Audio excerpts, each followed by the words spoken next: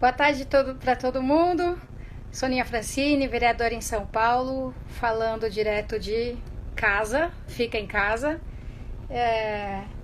Começar com a piadinha que o nosso agregado favorito, a Lei de Finanças, mandou, que é uma pessoa assim, tipo, à beira de um colapso, falando... não aguento mais. Aí o outro pergunta: o que é a quarentena? Ele: não, as lives do Instagram. Pois bem, vou dar aqui a minha contribuição com mais uma live que ninguém aguenta mais. Mas vamos lá. Como sempre, notícias, comentários, reflexões e algumas dicas. Hoje a Câmara Municipal se reuniu na Tribuna Livre. A Tribuna Livre foi um mecanismo usado para garantir a palavra dos vereadores que estiverem em plenário quando a sessão não tiver quórum para abrir. Existem 1000 motivos para a sessão não ter quórum.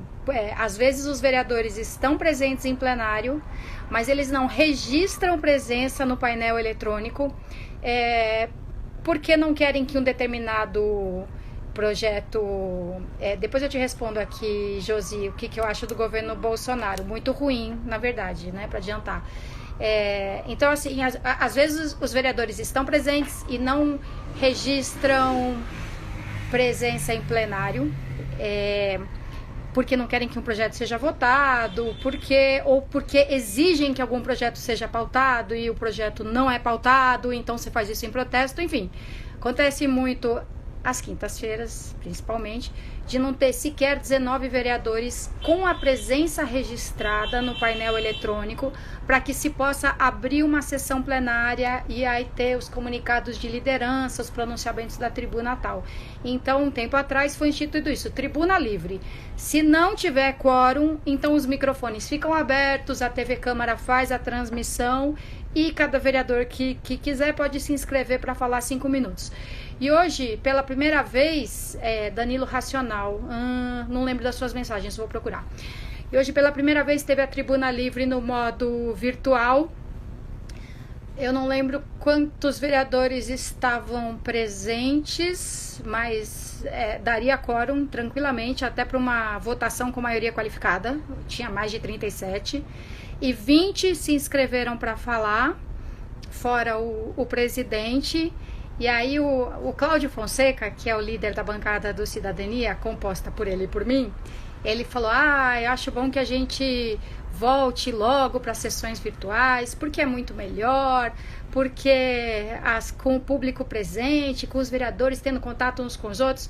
Eu discordo do meu líder nesse ponto. Claro que eu quero que as atividades todas voltem ao normal, e um normal modificado, né, que a gente tem aprendido algumas coisas. Mas no modo tribuna virtual, e que foi transmitido pelo site da Câmara Municipal, pelas redes, Facebook, etc., na Tribuna Livre virtual, todo mundo escuta todo mundo. Porque se alguém já esteve pessoalmente num plenário, sabe como é chocante ter um orador na tribuna e ninguém escutando. Às vezes um vereador está lá prestando atenção, mas os outros todos estão conversando, estão discutindo outras coisas. O vereador na tribuna, ele não está se dirigindo ao plenário, ele está se dirigindo ao público dele, aos seus eleitores, à TV Câmara, mas no plenário ninguém escuta. E hoje, na sessão virtual, cada vereador se inscrevia para falar, os outros todos com o seu áudio desativado, o presidente Tuma controlando a lista de inscritos, eu ajudei ali a organizar, a secretariar, e cada vereador que falava era ouvido não só pelo público, mas também por todos os outros vereadores.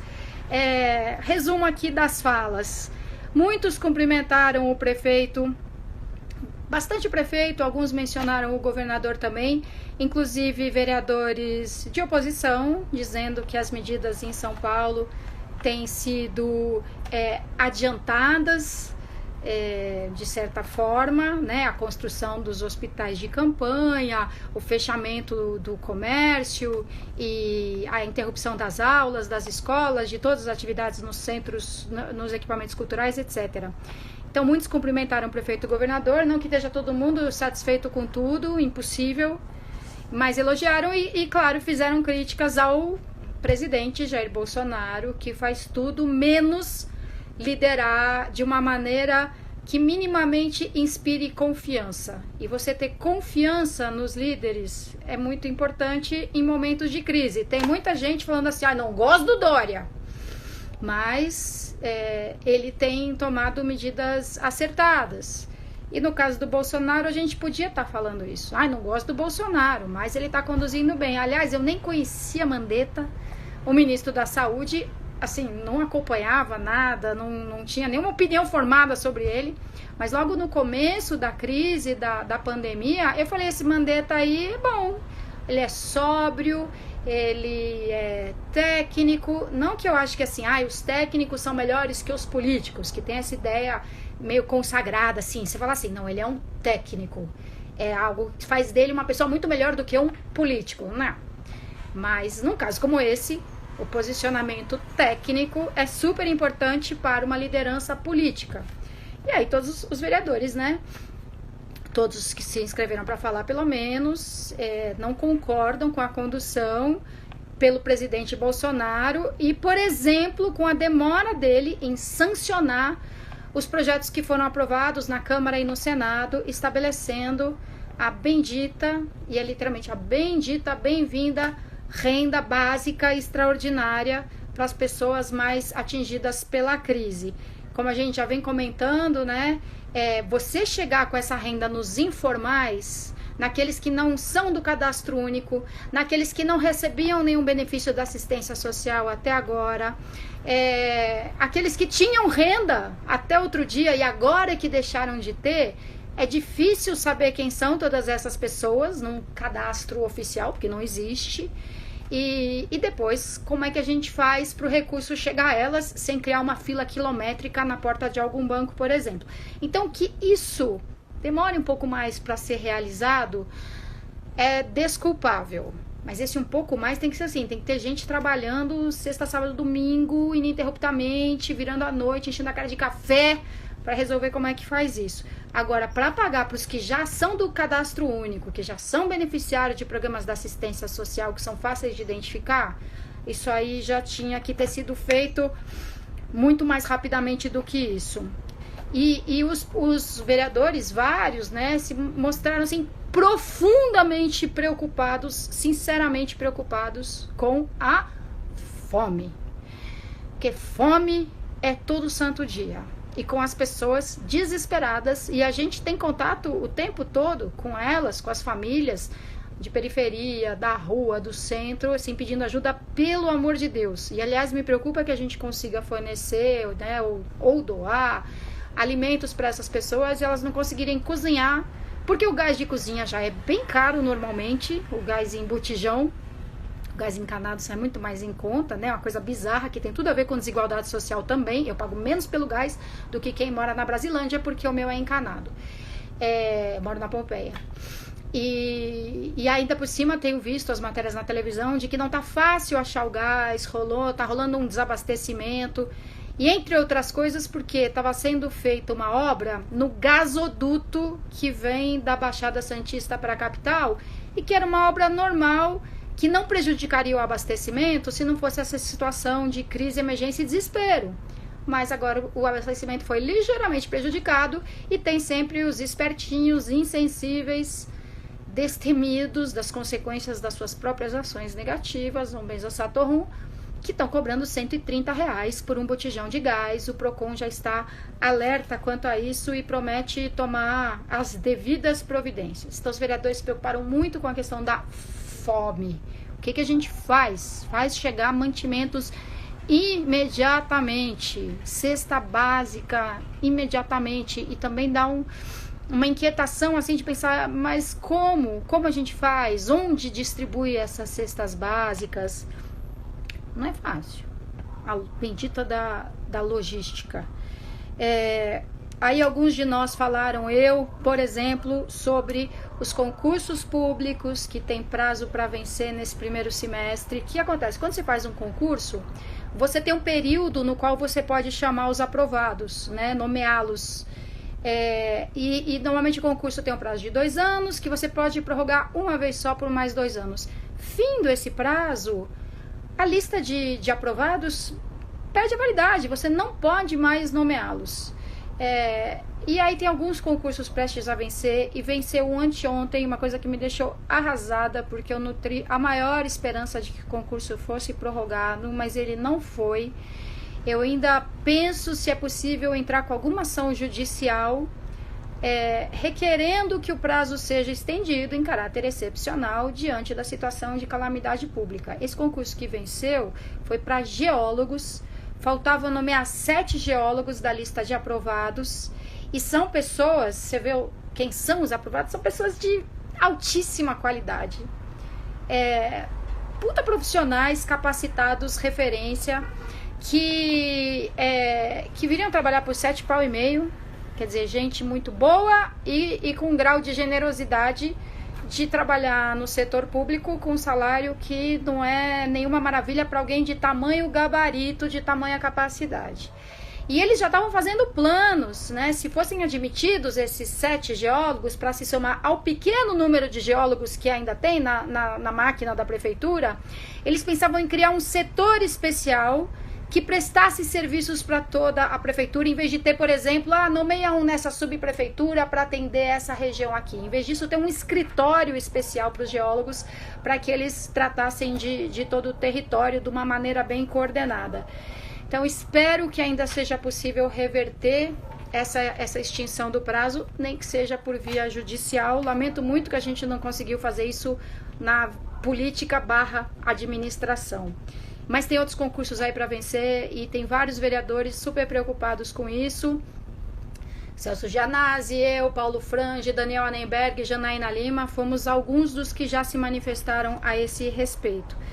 Também se falou bastante da preocupação com a segurança em saúde dos trabalhadores da linha de frente, da administração pública municipal, da saúde, lógico, da necessidade de haver equipamentos de proteção individual para todos. Isso é muito desesperador, porque é uma daquelas coisas que é a prova em 3D de que dinheiro não é tudo.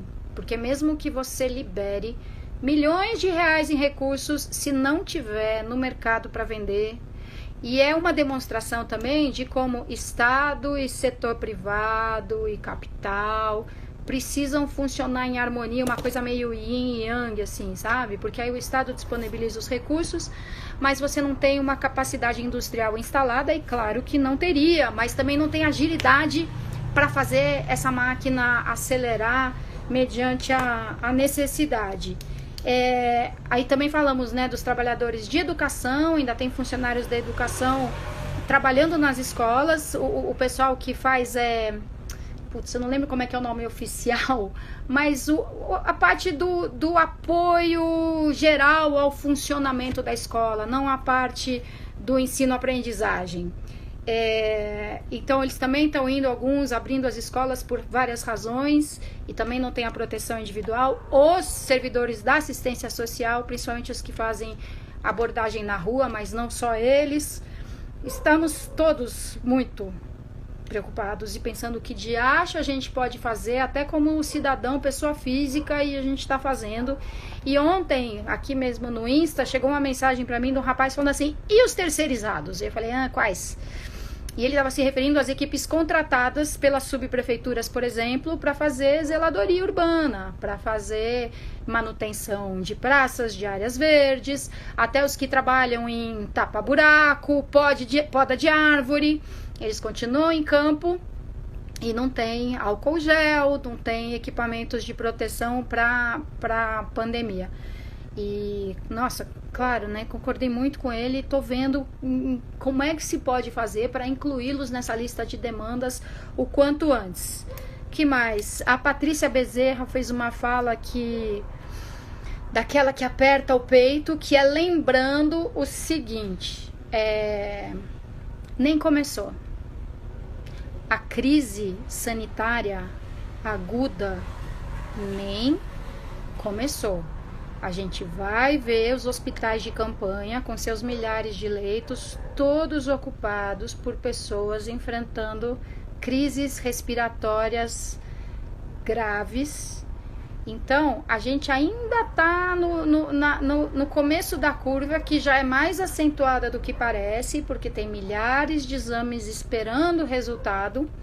E aí, quando esses resultados forem divulgados, o número vai saltar, tipo, de um dia para o outro. Felizmente, não porque houve novos casos, mas porque houve novas confirmações. Mas ainda tem muitos casos novos para surgir pela frente. Então, felizmente, a gente se adiantou. Você vê, Nova York está construindo agora um hospital de campanha no Central Park, quando lá a pandemia já afetou demais a cidade, né? Aquela imagem dos 3 ou 4 caminhões necrotério estacionados do lado de fora de um hospital. Coisa assim avassaladora. E a gente está fazendo isso antes. Mas é uma porrada, assim, né? Nem começou. A gente está em quarentena, a gente já começou a sofrer vários impactos na nossa vida social, familiar, individual, mas a crise da pandemia em si ainda nem começou, então estejamos todos fortes e preparados para isso. O Cláudio Fonseca, que é muito ligado à educação, ele é dirigente de um sindicato de professores da Rede Municipal de Educação, disse que aqui, assim como foi feito em Ubatuba e com certeza em várias outras cidades, os alimentos que as escolas tinham em estoque para serem preparados na merenda nos dias seguintes, foram todos recolhidos. As escolas participaram, né, ativamente desse levantamento, e eles foram reunidos e doados para o Banco de Alimentos, que é ligado à Secretaria do Desenvolvimento e Trabalho. O Douglas Vicente pergunta aqui: o que você acha do Dória? Muita promessa e nada feito? Olha, em relação a diversas coisas, sim. Até na minha relação com ele como secretário de Assistência Social, um dos motivos do nosso conflito era eu dizer: prefeito, não prometa isso, porque não vai rolar, porque é impossível. É um bom motivo para não rolar. E eu explicava para ele por que era impossível transformar 83 centros de acolhida em espaços vida, porque os centros de acolhida, alguns deles são destinados a pessoas idosas de baixa autonomia, que não têm a menor condição de serem preparadas e inseridas no mercado de trabalho, e que os próprios moradores adultos em idade produtiva, segundo os critérios normais, não têm necessariamente condição de aderir a um trabalho fixo, estável. Então, na relação comigo, como assistente, né, secretário da Assistência Social, ele prometeu muitas coisas que ele não conseguiria fazer, nem que ele tivesse ficado os 4 anos. Mas em relação à Covid, ele tem agido com bastante firmeza, rapidez. Não está prometendo muito, mas está executando as medidas, assim, a contento. Que mais? Então, das escolas ainda, as escolas, algumas também abriram para servirem como postos de vacinação de idosos, né, para outra gripe, para influenza. Então, por isso também alguns funcionários da escola têm que ir para a escola, para abrir a escola, para deixá-la em condições de receber um posto de vacinação temporário, para cuidar da segurança, da limpeza, da manutenção básica. O Suplicy foi muito mencionado por causa da luta da vida dele, que é a renda básica de cidadania, e às vezes até forçando a barra para incluir o debate da renda básica de cidadania em qualquer conversa e discussão. A gente até brincava assim, tipo, adivinha do que o Suplicy vai falar hoje. E todo mundo pensa, né, fazendo essa reverência ao Suplicy, de quanto ele sempre soube que uma renda básica de cidadania descondicionada, porque o que a gente tem nos programas de renda, de transferência de renda? Ela é condicionada. Se os seus filhos estiverem na escola, se você tiver mais de 65 anos, se você tem uma deficiência que te impede de exercer uma atividade profissional. Então, o que ele sempre propôs? Essa renda básica de cidadania, assim, que todas as pessoas, todas fizessem jus. Que fosse o básico para que uma pessoa pudesse exercer os seus direitos mínimos de cidadania. E agora, numa crise como essa, esse é o conceito, né? O básico tem que ser distribuído para todas as pessoas. Não necessariamente, não é possível, mas para um contingente gigantesco de pessoas sem se deter muito na condicionalidade. É o básico para a sobrevivência. Então várias pessoas fizeram essa referência ao Suplicy, essa luta dele de uma vida. E o Suplicy, que é muito cavalheiro, quando chegou a vez dele falar, ele agradeceu, ele continuou insistindo, né, no conceito de uma renda básica universal e permanente, inclusive. E aí ele fez assim: meus cumprimentos ao Eduardo Barbosa, que conseguiu unir toda a Câmara. Aí eu fui ver quem era Eduardo Barbosa, porque nem eu sabia. E é um deputado do PSDB de Minas Gerais, que foi o relator do projeto na Câmara. Ele é pediatra, ele tem pós em saúde pública na USP de Ribeirão Preto. E ele foi o relator do projeto da renda básica. Então o Suplicy, né, fez questão de chegar lá e elogiar o Eduardo Barbosa do PSDB. Aí falou de 2 senadores, o Alessandro Vieira do Cidadania, meu partido, que foi o relator de uma proposta. O Espiridião Amin, que geralmente é um cara assim, nem se pronuncia o nome dele, porque ele é de direita. Nosso povo aqui da esquerda tem essas coisas, né? Tanto quanto da direita também. E ele também fez essa reverência ao Espiridião Amin, que é do Partido Progressista de Santa Catarina, elogiando o trabalho deles em relação ao projeto da renda básica. O Danilo Racional, que me mandou várias mensagens e eu não vi, qual você acha que seria a decisão mais cabível para o Brasil tomar diante de toda a situação que estamos? E que países tomaram atitudes parecidas com o que você acredita? Você sabe que não tem muito segredo, né? Quais foram os países que tiveram bons resultados na contenção primeiro da emergência sanitária? A Coreia e Singapura, que fizeram testagem maciça e aquele teste rápido, não o que demora uma semana para ter o resultado. E assim, testou positivo, tchau, isola, não fala com mais ninguém, se tranca num quarto sozinho, nem com a sua família você vai ter contato. Então essa testagem maciça foi muito eficaz nos países que fizeram isso. Qual é o problema disso? Insumo, ter o recurso, ter testes na quantidade necessária. O distanciamento social, o pronto isolamento de quem estiver doente. Aí a gente pula para a Alemanha, que teve uma taxa de letalidade muito baixa, mas aí é uma condição que nenhum país tem, que é um número de de leitos de UTI à disposição enorme, muito maior por 100 mil habitantes do que a gente. Então a Alemanha pôde oferecer o tratamento intensivo para um número muito maior de pessoas, a ponto de a França, se não me engano, estar mandando pacientes para serem atendidos, tratados na Alemanha. A Alemanha tem leitos disponíveis até para atender pessoas de outros países. E o bom é que em alguns lugares onde essa crise, o pico da curva da contaminação foi atingido e já começou a entrar em declínio, sob controle, esses países já estão dispondo insumos e equipamentos para os outros países que ainda estão lidando com isso no começo ou rumo ao topo do processo. Topo significa o pior, né? Que mais que eu tava falando aqui? Do Suplicy, cumprimentou todos. E aí, eu procurando aqui eu fui procurar, né? Tipo, Eduardo Barbosa, quem mesmo? Deputado do PSDB de Minas. O Alessandro Vieira eu conhecia bem, porque é do meu partido. E o Espiridião Amin, pra falar a verdade, eu já não lembrava. Ele tá no PSD, em qual partido ele tá? E aí eu vi aqui PP.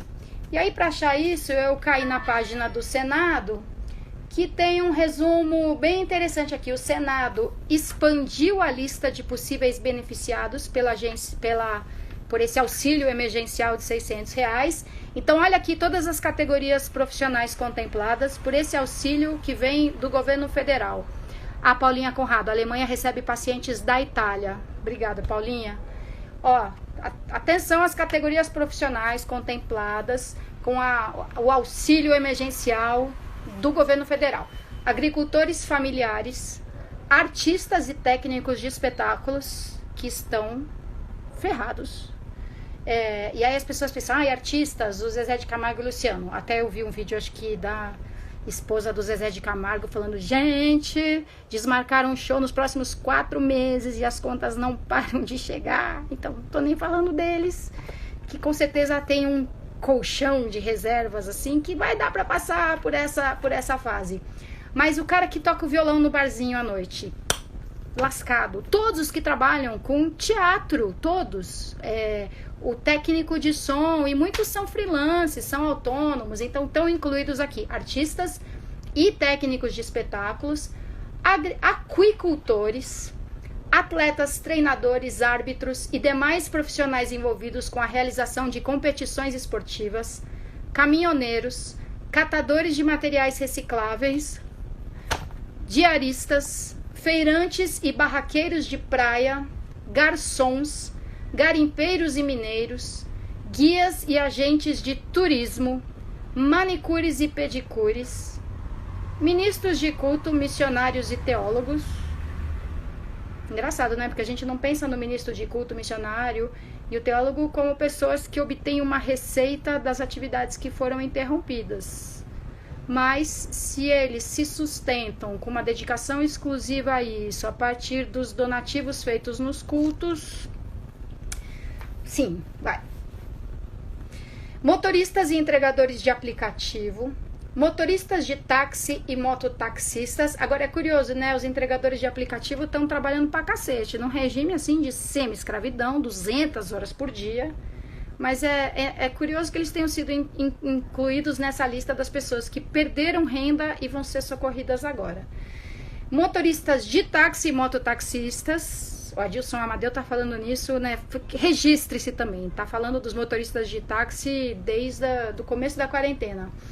Motoristas de transporte escolar, pescadores artesanais, marisqueiros e catadores de caranguejo. É bom, você vê que aqui se reflete a importância da diversidade e da representação política. Porque alguém lá, que é muito do ramo, muito do local, falou assim, catadores de caranguejo. E lembrou de colocar eles aqui na lista, porque não estão vendendo, porque não tem restaurante aberto.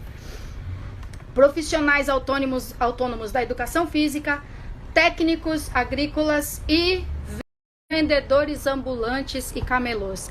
É engraçado, né? Você agora reconhecer num projeto de lei do Senado que existe essa categoria, vendedores ambulantes e camelôs, sem discriminar, que assim, que tenham TPU, que tenham oficialmente autorização da prefeitura para vender suas mercadorias na calçada. Não. É reconhecer que tem milhões de pessoas que vivem como vendedores ambulantes e camelôs. Ali está falando aqui, eles podem ser do grupo de risco, aí não podem trabalhar. Você está respondendo a alguém que tinha falado antes, Alice, ou você está se referindo só a alguém aqui da minha lista? Depois me fala. Então essa aqui é a lista dos beneficiados. E aí pensa, então, como é que a gente vai fazer para identificar os vendedores ambulantes e camelôs, né? Mas é legal que está se presumindo a boa fé. Está se dizendo aqui que você vai lá em algum aplicativo que o governo federal vai desenvolver para não ter que fazer fila em nenhum balcão e você se declara, eu trabalho com comércio ambulante, eu sou catador de material reciclável. Eu fico feliz que tenham pensado nisso. Motorista de aplicativo, a Alice está falando aqui. Então, o motorista de aplicativo... o entregador de aplicativo que seja grupo de risco. Porque assim, taxista e motorista de aplicativo, sim, com certeza, o movimento deles diminuiu uma barbaridade sem as pessoas indo trabalhar, sem ir para o cinema, sem ir para o jogo de futebol. Mas eu achei engraçado os entregadores de aplicativo. Mas sim, de fato, se ele tem a idade, se ele é grupo de risco, ele está afastado do trabalho e ele tem que fazer jus a esse auxílio, tem toda a razão. Outra coisa que eu venho defendendo e que vários vereadores mencionaram também na tribuna virtual é que a prefeitura adquira vagas em hotéis, em pousadas, em pensões, em serviços de estadia, acomodações desse tipo, que tem vagas ociosas e muitas, o setor todo, né, de como é que fala isso? Receptivo, né, de turismo, tá completamente paralisado. E aí o Rio de Janeiro já contratou vagas para receber idosos que vivem em lugares de difícil acesso e, né, que são população de risco. E eu vi em outros países já hospedaram população de rua. Então a gente defende que sejam criadas vagas, sim, para idosos, para a população de rua, especialmente os idosos e os grupos de risco dentro da população de rua, quer dizer, aqueles que, de todos que têm a saúde ruim, têm a saúde pior, porque ninguém na rua é assim super saudável. Aí tem algumas pessoas querendo que se setor hoteleiro, me socorre aqui a Márcia Franzinha, muito obrigada. Tem... O que eu tava falando mesmo? Tem gente que também propõe assim, um hotel tem tantos e tantos quartos vazios, podia transformar em hospital. Teve até quem sugerisse, pra que fazer hospital de campanha? Usa um hotel, que já tem o banheiro e tudo. Aí o Paulo Frange, que é médico de formação, e exerce inclusive a profissão, e ele falou assim, gente, uma maca não entra num quarto de hotel, não tem como você usar o hotel como uma forma de acolhimento, estadia. E tem gente que defende também, e eu concordo, que os quartos de hotel possam ser alugados para profissionais da saúde poderem ficar perto do trabalho, descansarem mais, né? Demorar menos para chegar em casa e, lógico, não levarem a sua carga para dentro de casa para a família. Imagina a tensão que isso gera o tempo todo. Então, concordo com tudo isso. Acho que isso é uma medida que a gente tem que estudar seriamente. Como é que se faria essa contratação de leitos, de dormitórios, de quartos de hospedagem para esses grupos. Então, a Paulinha está comentando exatamente isso, a possibilidade de vaga em hotéis para trabalhadores da saúde. Eu comecei a resposta do Danilo e não terminei. Medidas tomadas em vários países que se mostraram bem-sucedidas. Então, testagem em massa, distanciamento social, isolamento, que é uma decorrência da testagem em massa, você já coloca as pessoas isoladas, tão logo você confirma que ela tem o coronavírus. Depois, programas de renda e tentativas de socorrer as empresas que contratam, para que não tenha mais gente desempregada e sem renda. Então, esse conjunto de medidas super importante também, socorro para as empresas. E pensa, a gente fala de socorro para as empresas, é socorrer pessoas. E de socorro direto à população, isso também vem funcionando bem. E no final do programa de hoje, a gente vai falar sobre uma medida que foi muito comentada hoje, que é o uso amplo, universalizado de máscaras. Rony Bandeiras pergunta, como fomentar cultura em época de pandemia? Uma das formas é você... o Estado contratar. É uma maneira. Até a Prefeitura de São Paulo chegou a anunciar um edital... música, como é que era? Arte na janela, janelas abertas, uma coisa assim, e foi super criticada porque ia gastar 10 milhões de reais nesse momento. Então, mas são 10 milhões de reais para manter uma cadeia produtiva funcionando, para manter milhares de artistas. Não era 10 milhões de reais num cachê para uma super banda de sucesso. Então, o Estado manter a atividade cultural, né, remunerada é super importante. E outra coisa são os meios virtuais, né? Muitos artistas estão se organizando para generosamente doar o seu trabalho, mas também estão encontrando maneiras de passar o chapéu virtual para que o público pague também pelo trabalho deles, por aquilo que eles estão consumindo. O César comenta aqui que são 2.000 vagas de hotéis populares no Rio, oferecidas para idosos de comunidades, e que é legal também, porque também sustenta uma atividade econômica, mantém a rede hoteleira com um pouco de receita. Não seria o caso de repensarmos o espaço do Sorocabana nesse momento? Também foi uma das primeiras sugestões que a gente fez, alguns vereadores aqui da região oeste que conhecem bem, que se aproveitasse a estrutura física do Hospital Sorocabana, a sua vocação original, né? Não tem esse problema de maca que não passa pela porta, como é nos quartos de hotel.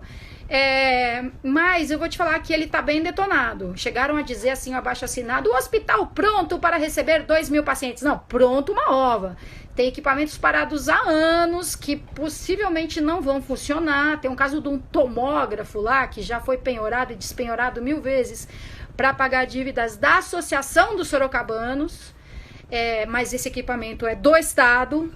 Então, seria legal uma estrutura que está colada a uma AMA, uma unidade da Rede Hora Certa, que tem a vocação hospitalar original, que não seria tão difícil assim, suponho eu, reformar um andar ou dois, instalações hidráulicas, elétricas, tudo, mas é isso, é uma reforma, não é só reativar e pronto.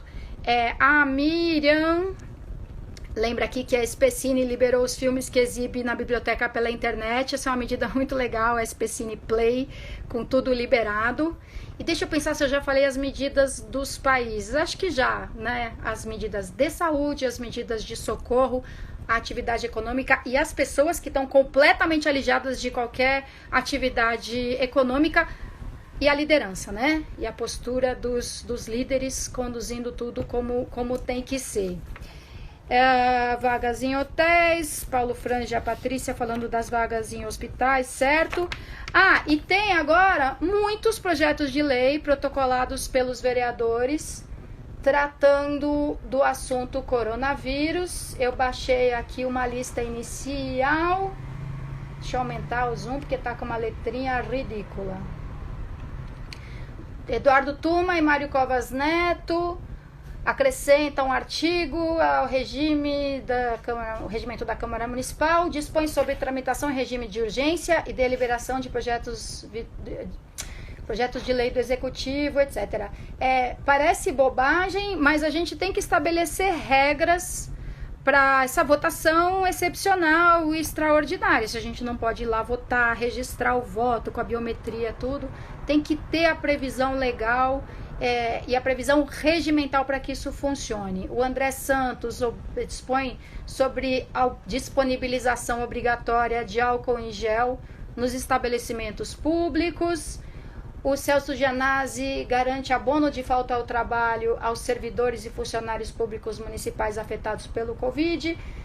Aliás, já tem até uma medida federal, se não me engano, dispensando os trabalhadores de apresentar atestado médico a essa altura do campeonato. O Celso Gianazzi também cria a Bolsa Alimentação para estudantes da rede direta e indireta. Janaína Lima autoriza a concessão emergencial de isenção, moratória ou parcelamento de débitos. E alguns já estão estabelecendo, como a Janaína Lima, em casos de tragédias de impacto coletivo, epidemias ou pandemias. Quer dizer, já que é lei, então que já preveja uma situação assim daqui por diante. Tem da Sandra Tadeu, da Juliana Cardoso, do Fernando Holliday, do Ricardo Teixeira, indenização aos profissionais de saúde. Alfredinho prorroga automaticamente as parcelas de IPTU, multas de trânsito e TBI. Alfredinho prorroga automaticamente os alvarás de funcionamento de estabelecimentos. Fundo emergencial do coronavírus, Antônio Donato. Enfim, já tem aqui exatamente 75 projetos de lei relacionados ao tema do coronavírus. E como os vereadores vêm observando, normal, muitos projetos são muito parecidos entre si. Até por isso, eu não apresentei nenhuma emenda naquele primeiro projeto do Executivo, 180 de 2020, porque eu já estava contemplada em inúmeras emendas. Até me arrependi depois de não pedir coautoria, né? Para deixar registrado, olha, eu apresentaria uma emenda exatamente como essa. Mas tudo bem. E agora os vereadores observam que tem vários projetos muito parecidos ou praticamente idênticos. Então, primeira coisa, a gente vai tratar de agrupar os projetos idênticos ou muito parecidos em um só. E mais do que isso, tentar criar um projeto de lei coletivo do qual figurem como autores todas as vereadoras e vereadores. Assim, os vereadores estão pedindo isso uns para os outros. Não vamos agora um querer aparecer mais que o outro e dizer é o meu projeto, e sim construir um projeto de consenso que não vai, claro, conseguir atender a todas as nossas propostas, necessidades, desejos, sonhos, mas que consiga reunir num conjunto bem harmonizado. Vamos ver se vai dar certo na verdade, mas esse é o espírito, essa é a disposição geral dos vereadores. Hoje também foi anunciado pelo governo federal a medida de socorro às pequenas e médias empresas. Eu li muito por alto, porque eu estava lá na sessão do plenário virtual, não consigo fazer uma coisa só de cada vez, então no mínimo duas ao mesmo tempo. E aí aqui o pacote de medidas prevê a disponibilização de uma linha de crédito emergencial para empresas com faturamento entre 360 mil e 10 milhões ao ano. Eu acho que essa é a medida até onde se considera uma pequena empresa. A medida vai financiar 2 meses de folha de pagamento, um montante de 20 bilhões por mês. Isso deve beneficiar 1,4 milhão de empresas e 12 milhões de pessoas. Eu já vi um senador contestando, falando, não são 12 milhões, se vai atender só 12 milhões de pessoas, alguma coisa está errada, porque é um número muito maior. De cada 20 bilhões, 17 serão do Tesouro Nacional e 3 bilhões da Febraban. Boa notícia boa mesmo. O programa é limitado a 2 salários mínimos. Então, quem ganha 1 continua com 1, quem ganha 2 continua com 2. Quem ganha 3 salários mínimos vai ganhar 2. É uma divisão de risco, 85% para o governo e 15%, 85%, 15% para a associação dos bancos. São operações com 0 de spread. Estamos falando de uma taxa de juros de 3,75% ao ano. Spread bancário é uma daquelas aberrações da nação, que o pessoal até faz uma conta assim, né? Se você ficou devendo 10 reais para o banco, depois de 10 anos você está devendo 1 milhão. Se você aplicou 10 reais na poupança, depois de 10 anos você tem 11. Exagerando, mas esse é o spread, né? A diferença entre o que o banco cobra e o que ele te remunera pelo dinheiro que fica lá com ele. Mais ou menos isso. Próximo passo será encaminhar uma medida provisória ao Congresso para começar os empréstimos. E ainda vai encaminhar a medida provisória ao Congresso. Se demorar o que está demorando para sancionar o projeto que já foi aprovado no Congresso, nós estamos lascados. Deixa eu ver o que mais anotei aqui. Vamos lá para as boas notícias, né? A gente recebeu uma oferta de uma associação de coreanos do Brasil, de uma entidade não governamental deles, equivalente assim ao nosso Ação da Cidadania contra a fome, ofereceu a doação de 50 mil equipamentos de proteção individual, máscaras e luvas, se não me engano. Como eu sou proponente da Frente Parlamentar Brasil, China, Coreia, Japão, então às vezes os representantes dessas comunidades nos procuram, e o presidente de uma associação coreana no Brasil nos procurou para fazer essa conexão. Vamos ver se funciona, se dá certo. Uma ideia muito bacana do Fundo Social de Solidariedade de São Caetano, que criou o drive-thru de solidariedade, no mesmo lugar onde tem os drive-thru de vacinação. Então, ótimo assim, você não precisa descer do carro, você leva a sua doação e entrega ali mesmo. Eu propus que a Câmara Municipal tivesse um ponto de entrega assim também, mas não prosperou. Quem sabe ainda dá tempo, ainda vai acontecer. Outra coisa boa que foi anunciada hoje foi como é que o pessoal está chamando isso? Mas enfim, é um vale alimentação. É uma transferência que a prefeitura vai fazer para as famílias dos alunos que normalmente estariam recebendo alimentação nas escolas públicas municipais.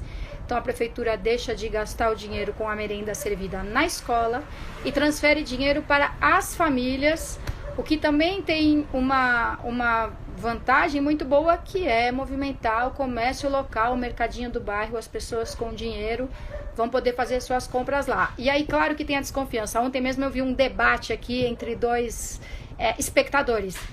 Mas tem gente que vai usar o dinheiro para comprar droga. E o que a gente faz em relação a isso, né? Então, eu acho que é uma boa saída. Se transfere para os pais, você confia minimamente na responsabilidade das pessoas, até porque não tem outro jeito. Então, achei uma maneira engenhosa de lidar com isso. Era a proposta de várias pessoas, era exatamente essa. Não está gastando dinheiro com a merenda? Passa o dinheiro para as famílias, para elas comprarem a sua alimentação. A nossa assessora Rosiane esteve hoje no Largo São Francisco, apoiando ali a distribuição de refeições, de alimentos para a população em situação de rua. E lembrar que tem vários serviços contratados pela prefeitura para fazer esse serviço de entrega de refeições na rua. Só um dos serviços contratados tem 1.000 refeições sendo entregues por dia. E também foi publicado um chamamento hoje que eu achei o máximo, que eu tinha deixado aqui no ponto, mas esbarrei no teclado e sumiu. Cadê você? Calma, não sai, não troca de live não, fica aqui na minha. Brinks. Porra, um edital tão bacana. Aqui. Rede Cozinha Cidadã, edital de credenciamento de restaurantes para ação de distribuição de refeições à população em situação de rua de São Paulo. Eu achei uma maravilha isso também. Você gera uma renda, uma receita para os restaurantes que podem servir as refeições para a população em situação de rua. Anota aí o endereço do edital, assim, onde está publicado o edital, para você que de repente tem um restaurante, conhece alguém que tem, sugerir a inscrição. O edital está publicado em bit.ly, com Y, aquele encurtador, né? bit.ly/Rede Cozinha Cidadã, naturalmente sem o tio. bit.ly/Rede Cozinha Cidadã. E também existe a possibilidade de mandar um e-mail para CAFS, que eu acho que é a Coordenadoria de Segurança Alimentar, não sei, não vou me arriscar. CAFS MDHC. CAFS MDHC @prefeitura.sp.gov.br. É para onde os interessados devem mandar um e-mail para participar desse edital de credenciamento de restaurantes para ação de distribuição de refeições à população em situação de rua. Uma boa notícia. E acho que agora só me resta falar das máscaras, que era a promessa que eu tinha feito, é isso? Ajuda de Gabi, acho que é isso. Já faz uns dias aqui que a gente começou a discutir esse negócio das máscaras, né? Começou a discutir, imagina. Discutiu pela 1000ª vez.